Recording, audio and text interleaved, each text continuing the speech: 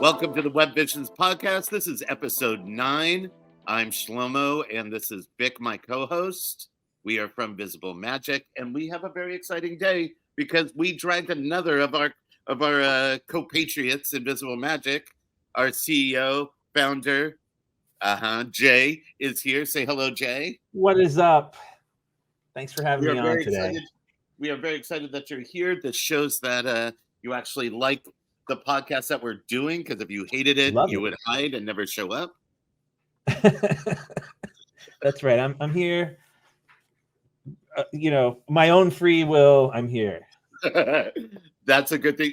Everyone should know he is here of his own free will, just like Vic.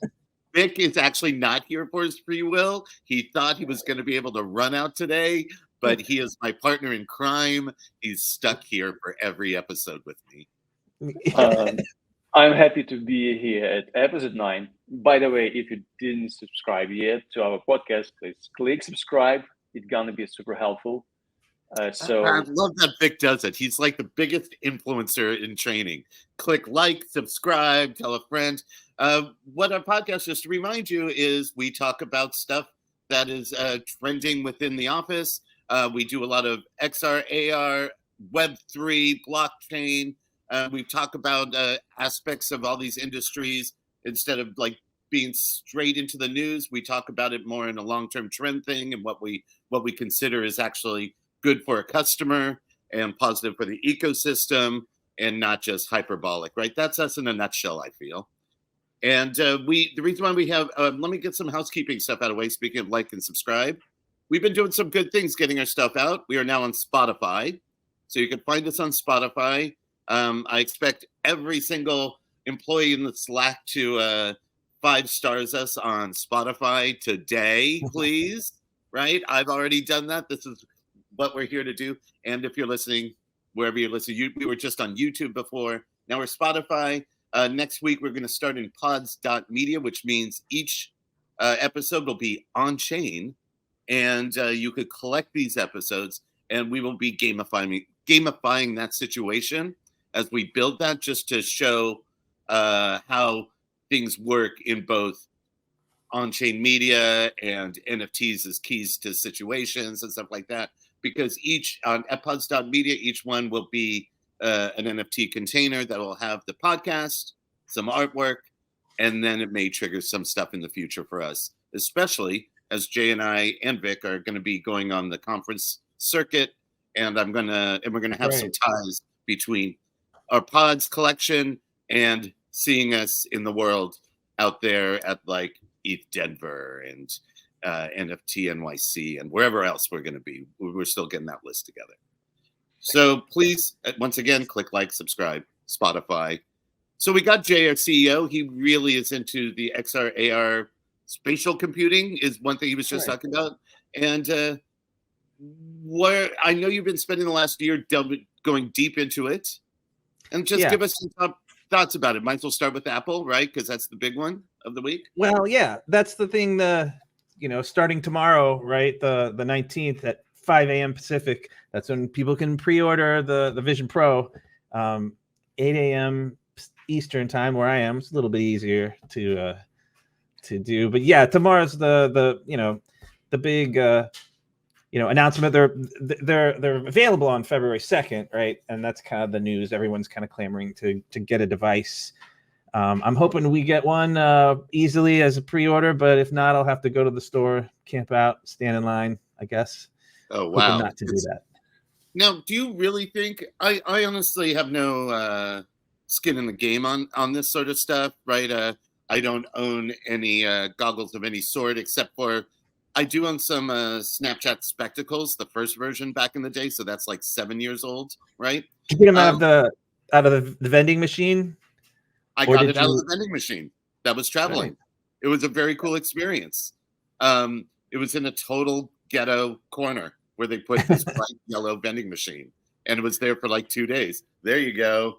Vic with this. See, I don't do any of that at home because I'll run into furniture too much. I live alone. What do you think is going to be the thing that defines these glasses that everyone's making a big deal about? Well, let's, I've seen a lot of. I've been watching this like a long time, right? Since like 2009. I used to write for TechCrunch, you know, and so I covered AR was one of my beats, and I've watched all kinds of hardware over the years. Everything from, you know, like the first thing that I ever tried was this company Mataio that Apple ended up acquiring, and probably some of their tech is involved in this Vision Pro. But remember, they sent me an N95, a Nokia with this zombie, you know, game, zombie shooter. It was when like all the pirate, you know, shooter, lay R, you know, and I remember playing that at the public library, sitting there like shooting these zombies. So I've seen like all kinds of iterations of, you know, Vuzix and Loomis glasses, and how they've tried different kind of fields of view. And so what is the hype about Apple? What do I think? It's like, well, I feel like Apple, like, for better or worse, kind of decides stuff for everyone, right? Like, and for example, remember QR codes, like it was supposed to be all the rage around like 2010, and like Apple's like, we're not doing it, and then nothing ever happened with it for like a long time, right? It was like it was, if you put a QR code in your marketing, you were like, you know, you were dumb. Even though at that same time, everywhere else in the world was putting QR codes. Like, we didn't double down on QR codes until lockdown. That really and where everybody else were using QR codes in that normal frictionless way of ordering, buying, communicating in services already for over a decade. Yeah. I mean, like, it wasn't new, right? But then somehow Apple like decides to put it on their camera as a easy to use, and then now I feel like they're everywhere again. And so anyway, the point is of all that, you know, is Apple, when they decide they're doing something, like a lot goes into it, and they push it really hard. And we've seen them create whole markets of different kinds of apps. And the thing is, you just, you know, anyone in the space can't pass this one by. Got to at least take a look at it and see where this is going. And so try it out. And usually their tech is pretty compelling, right, compared to a lot of the competition. But I will say this year, like, you know, at CES, there was a whole bunch of spatial activity that happened that wasn't Apple, right? That wasn't the Meta Quest. I mean, there was all kinds of things that came out, different kind, you know, X Reels got a new pair of glasses out, and, you know, Sony had one that was they didn't even name it, you know, but it's like 4K OLED, you know, and it's, you know, something to take note of. Asus, even Vuzix, back from the, you know, they've been around forever, and they're all still putting this hardware out. So for me, thinking about the spatial, as Apple's calling, which is kind of annoying, like they've decided to have their own, you know, they've renamed an entire thing that's been going on for 15, 20, you know, years, and the audacity. But at the same time, they're probably right. Well, and at the same time, whatever Meta took metaverse as if they created the word, right? Like, so they're both kind of playing that game, I feel. Maybe that's why they did it. They don't want to use those terms anymore. One thing, talking about CES and all the other products out there, that I've been thinking about this rollout for these Apple goggles, right? That has not been a normal Apple rollout for a product. This is doing a lot of small demos to groups of people. It's not doing that big, here's that one like introduction of a thing, like that one thing more. Here you're seeing all this stuff done in a very public way. They're not doing that launch for this. It makes me feel that they have to do this launch because of what you said, of all the other products that are already out there and are now going to be on the market starting within 6 months, right? And they're like, you know what? We know those are coming out. We are not ready to roll this out like it's the new iPhone in that sort of public way, but we have to get it out there. We got to get developers caring about what we're doing, because right now not enough people know exactly what they're doing from a developer perspective, right?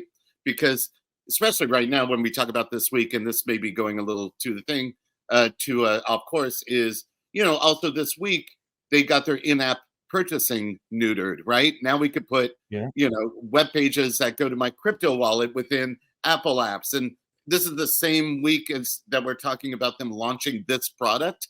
I bet you these are some concepts that are flying about within their mental ecosystem of how they're going to generate funds, that they're like, we just got to get these situations out now so we can mutate them and get, because they're not ahead of it right now, right? They're not putting out this phone that is the only other thing out there were BlackBerries, right? There's a bunch of these things out there now, and that'll make it interesting, Yeah, and it means two things, right? It means, I like how you described that. This is different than how they normally launch things. It's not perfect, right? And per se, and also, I mean, they only have like, I think I read they only have like 400,000 are going to be available. It's like a small amount. It's not like they're ready for worldwide, like an iPhone would be, right?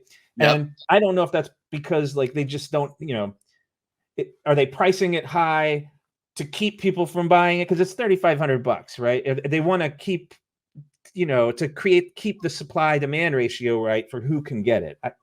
I wonder if that's happening in my mind. Who knows? But to your point, those other elements are out in that. Those other kinds of headgear, goggles, glasses are out.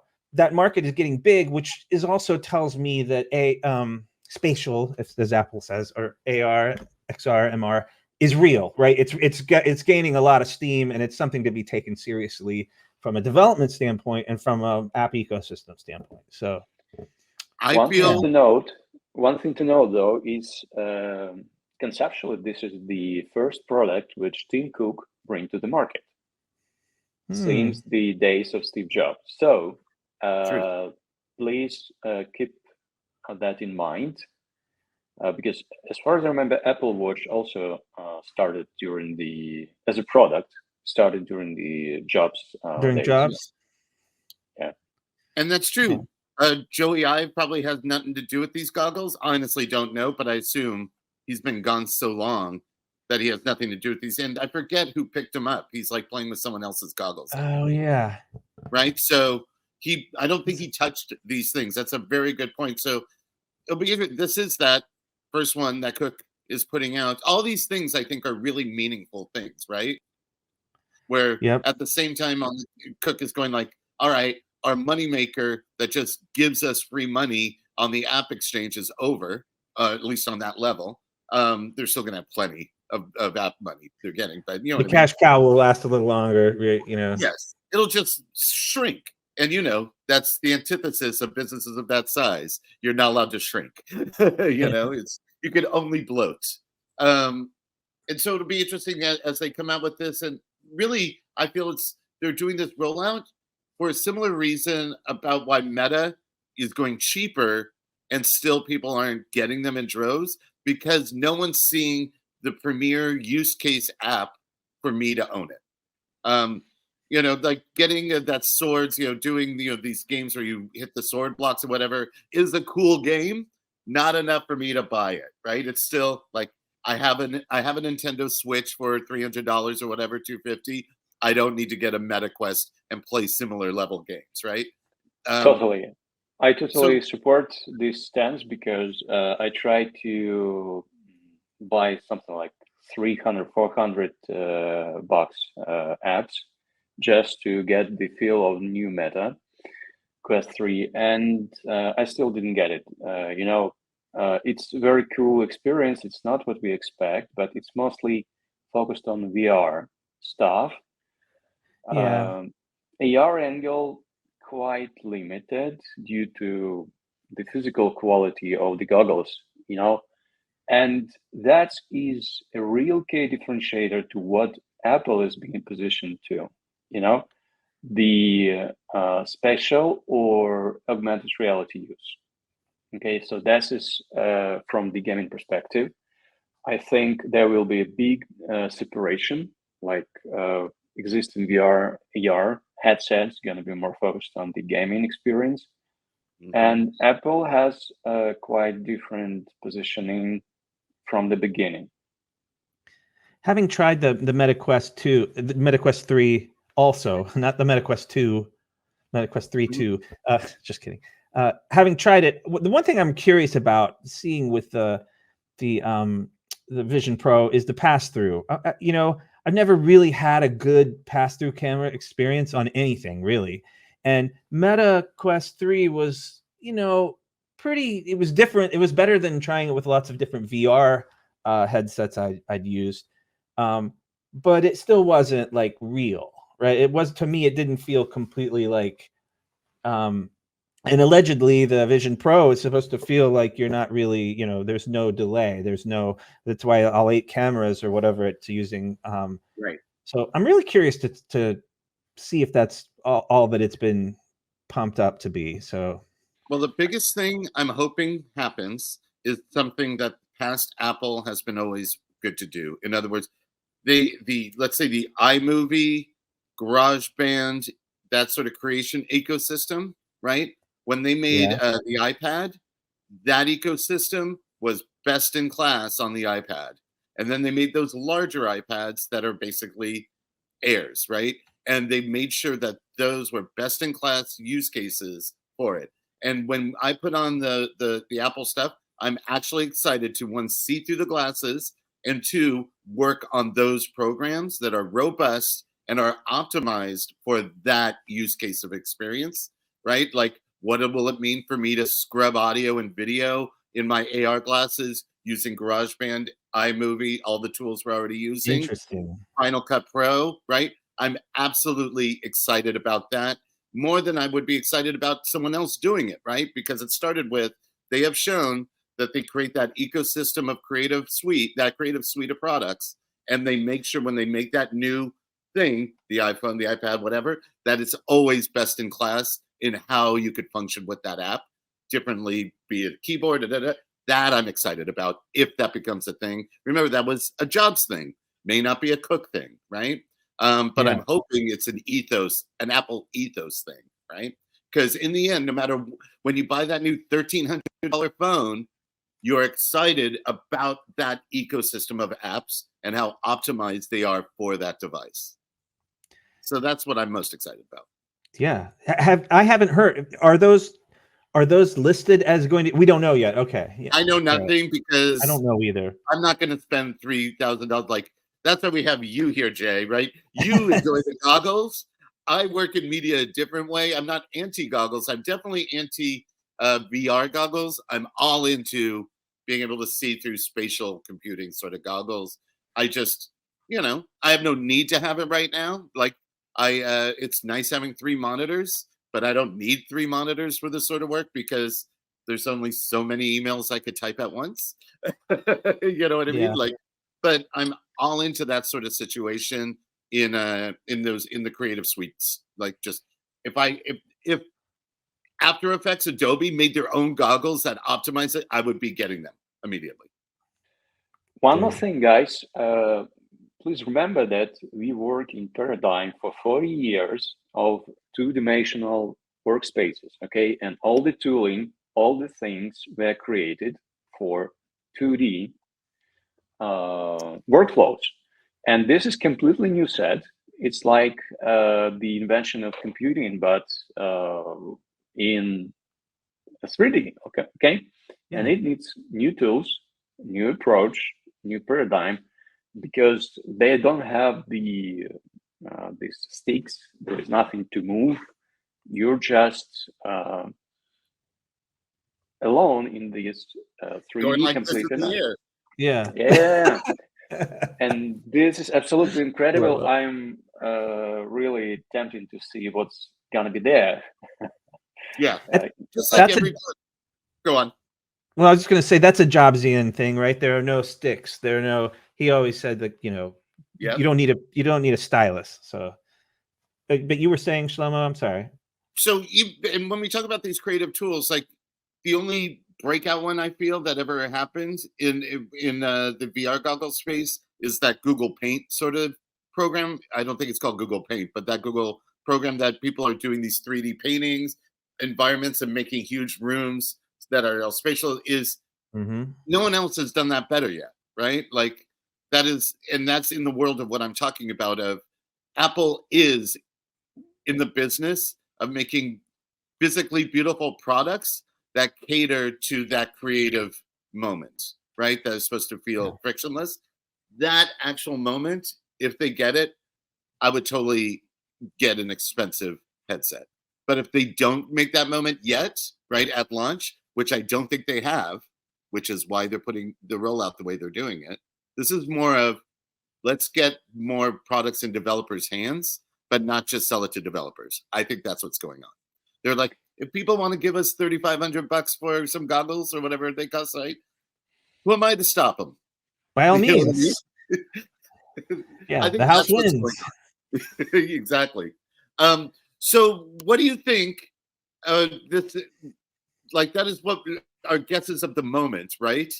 What do you think is going to happen as we go around this year? Like, as we go around and meet people and see new products, how do you think this Apple thing will change the idea, or is it really just going to be another product that people are playing on? Like, how do you deal with a lot of our work that deals in spatial computing and such? What does that mean is that working on another, just a total developer environment, or do we just like code once and we get to go to Meta easily and then to Apple easily? How would that really work? Do you see it? I think it's going to be, this year will be some prototyping, right? This will be the year of people getting used to the, as Vic noted, these new motifs, and we're gonna try a bunch of stuff. I'm thinking back to like when Apple launched the iPhone and then eventually had the marketplace, right? It was kind of like before that. I remember like trying to get apps on my like Sliver, before that, and you'd have to go get like download from these J2ME sites, and you were like, am I like downloading a virus? Am I like, there was no way to get those on your phone way back then. Apple came along and then basically iTunesized apps. They made it easy. And so I wonder how that's going to go with the ecosystem now, because however easy that is will determine how fast people kind of start to catch on to it. And with the limited amount coming out this year of hardware, it's going to be restricted probably to rich people and companies, and like our company's going to buy some to build on. I mean, we've already started with the SDK as soon as it came out, putting together prototypes and having our developers figure out how this is going to work. But so it'll be, it'll be some hype, and it'll be some people doing stuff. So I'm curious of what everybody else is going to do too. Like Zappar, right? Not to like switch, but Zappar is going the exact opposite direction. I don't know if you remember this company. They've been around forever. I remember covering them for TechCrunch back in like 2010, where they had a toboggan hat you would put on, and it like when you scanned it with Zappar, it would turn your head into like a monster's head, right? I was like, that's pretty cool. They basically made a target out of the hat, and that would be recognized. But here, this far, and Zappar's Zapbox, right, is almost like a Google Cardboard thing. I don't know if have you seen this. It's like you put your phone. It's like the olden days. You put your phone in this like headset, and your phone drives the experience, and it looks, while it's in no way like what Apple's putting out, you can play chess in 3D space in front of you in an augmented reality way. And so as those cheaper experiences get to the masses, will that drive desire for these bigger, more expensive platforms? I don't know, but I'm curious to see how that shakes out this year as well. So, I gotta say that you're putting the box that reminded me where Google made the cardboard boxes, right? Which were awesome because it really showed even in like a Lego Nintendo way that your kids could engage with this concept of goggles with their cheap little iPhone. And I remember I have in my office I have these boxes that are Star Wars branded. I have like an R2D2 one, and I think it was like Sprint or something. We're giving them out, right? They're branded Sprint, they're branded Google, and they're branded Star Wars, and they're just paper cardboard boxes to put your phone in. And I was With like, lenses. yes, I thought this is awesome. I'm loving this like concept of introduction. But in the end, they couldn't find that compelling enough use case for us to play with them more, right? Like once I got the box, that's kind of like the end of it. We couldn't dive into saying, okay, this is an amazing use case for it, and then it faltered. It'll be interesting again how they're going to try and make this thing that we are all being told and agree is important, but we are not sure what the true importance of the day will be for it, right? Like, I believe this is a thing coming, much like how we talk about aspects of blockchain work and such, and some of that has come into focus and become real, and others is like, it's something I believe, but the use case is not frictionless enough today for it to be an important moment to use, right? That's a good point. Yeah. So that's a good moment to end. We are about almost a half hour in this. We try and keep this thing to about 25 minutes. We're at 26 because we know the people who listen have jobs and are working. We're not here to just pontificate forever. We appreciate that you guys are listening to. Make sure you like, subscribe.